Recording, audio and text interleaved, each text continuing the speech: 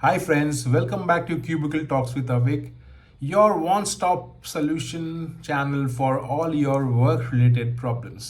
So, आज का जो टॉपिक है बहुत इंटरेस्टिंग टॉपिक है which is how to be positive at work place. Yes, how to be positive and happy at work place. सुनने में थोड़ा अजीब लग रहा है ना, मतलब वर्क प्लेस में कौन पॉजिटिव एंड हैप्पी रहता है. आप अगर गूगल सर्च करोगे ना तो डेफिनेशन बहुत हाई फाई डेफिनेशन है in Google that how to be positive at workplace. It's like about increase your productivity, increase your time management skills, so on and so forth. ये सब तो bookish हो गया. बट आज मैं जो पॉइंट्स बताऊंगा वो एकदम real scenario, real life points होगा जो मैंने रिसर्च किया from my near and dear ones, my near and dear colleagues and my team, and then only I am being able to project all the points here. So बने रहो and don't skip the video, because अगर एक दो point आपसे skip हो गया तो फिर आपको मज़ा नहीं आएगा. तो पूरा वीडियो देखो बिना स्किप किए हुए. What is exactly the meaning of happiness at work? I will disclose this somewhere in this video only, so you need to watch the entire video so that you get the full clarity about what is exactly happiness at work apart from those Google definitions. So please watch and don't skip my video for your own benefit. The first and foremost point is you need to create a proper boundary between your personal and professional life. Office आपका घर नहीं है, office वालों आपका friends नहीं है. ये जानना, ये समझना बहुत ज़रूरी है आपके लिए. I have noticed eight work place that people out of their emotion they disclose everything to their colleagues and to their office people, office colleagues basically. ये बहुत गलत बात है because your colleagues are not your friend और family member. ये जिस दिन आप जान जाओगे ना कि that your colleagues are not your friends and family members, उस दिन से ना आपका लाइफ सुधर जाएगा. अभी आप कहोगे ये कैसे हो सकता है, कलीग्स फ्रेंड्स नहीं तो कौन फ्रेंड्स है. Colleagues are never your friends. Colleagues and managers जितना भी अच्छा हो, they are your friends at work, that's all, and they are nothing but your competitor. They are not your friends. ये समझना बहुत ज़रूरी होता है. बहुत बार ऐसा होता है लोग अपने पर्सनल प्रॉब्लम्स, अपना मैरिज प्रॉब्लम्स, अपना problems with their parents, problems with the extended family members, financial problems, यार ये हो गया वो हो गया, सब कुछ उगल लेते.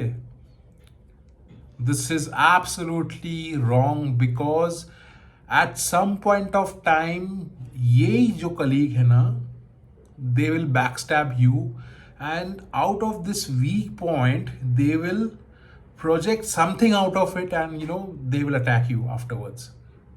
And I'm sure बहुत लोगों के साथ ऐसा हुआ है.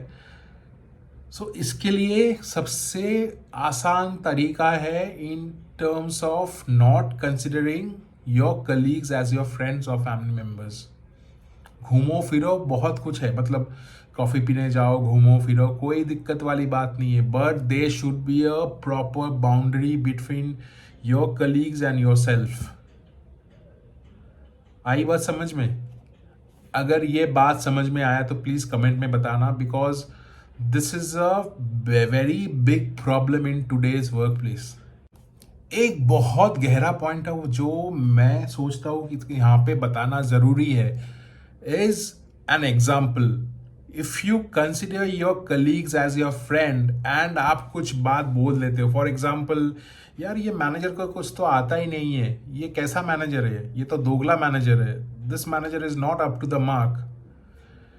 कभी ना कभी वो बात आपका बॉस के कान पे जाएगा ही जाएगा, for sure.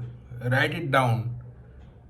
Your colleagues who's pretending as your friend, that person only will kind of whisper this to your manager's ear that ये जो लड़का है ना Rohan, he's backstabbing, he's bitching about you, he's talking bad things about you.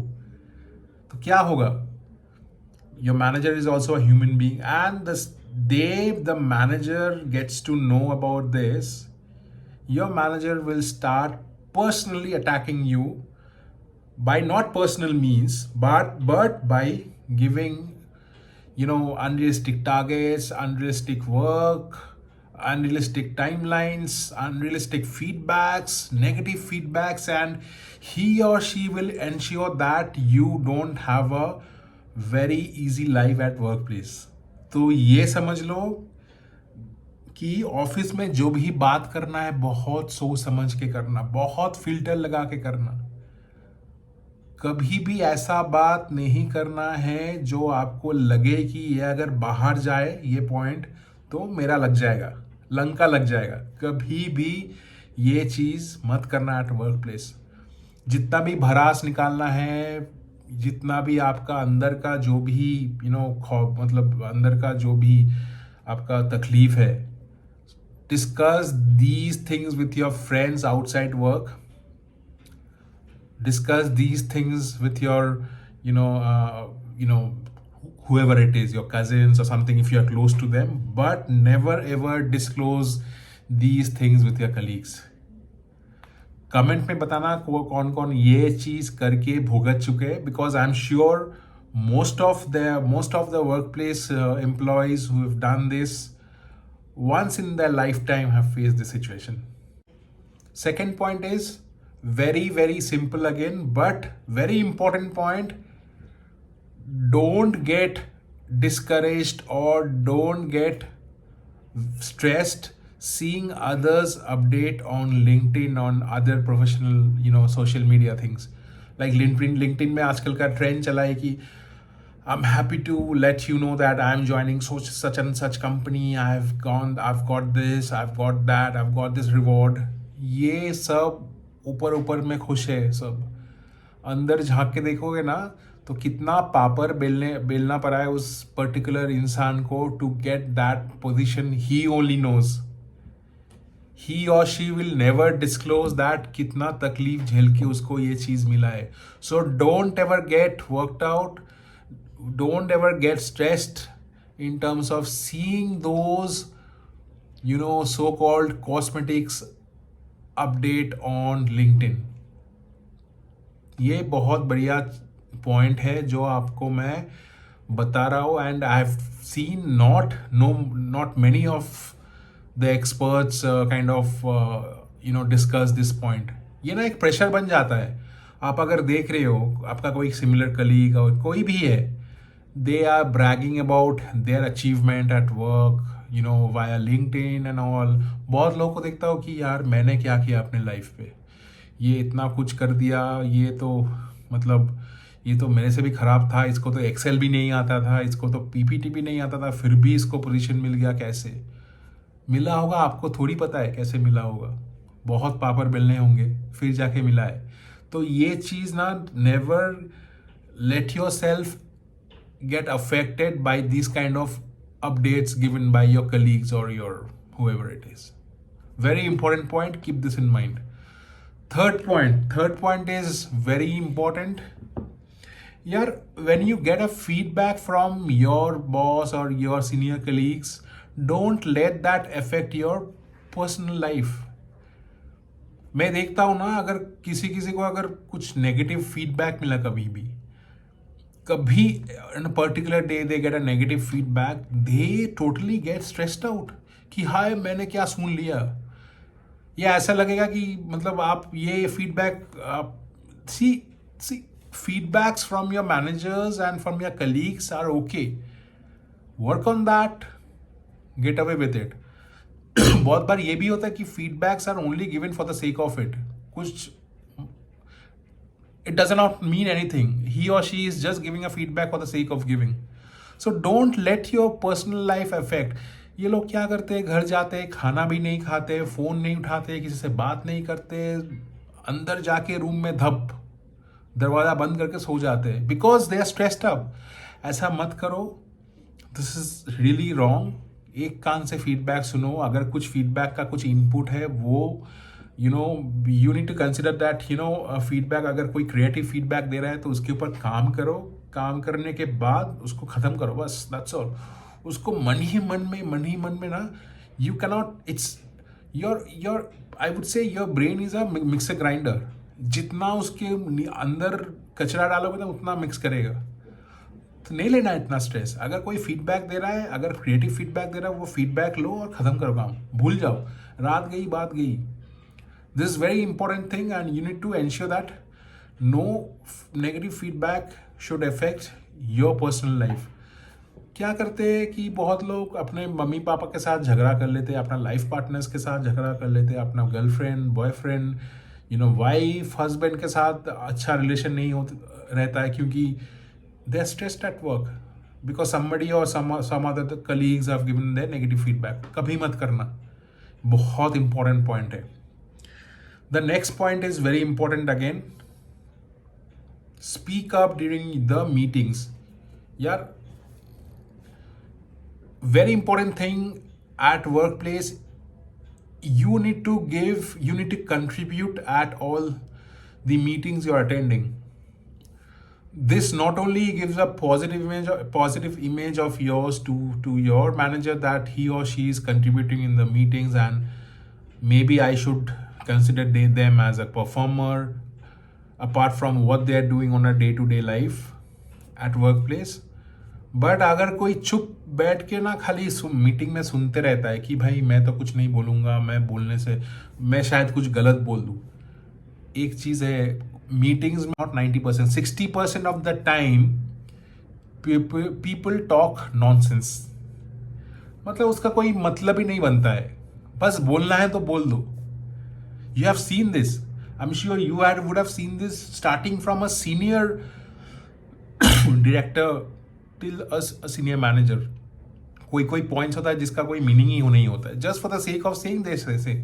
So same thing, आपको meeting में कुछ बोलना है, ऐसा नहीं बोल रहा हूँ कि आप अनाप शनाप बको, but you need to contribute something and speak up, don't keep quite.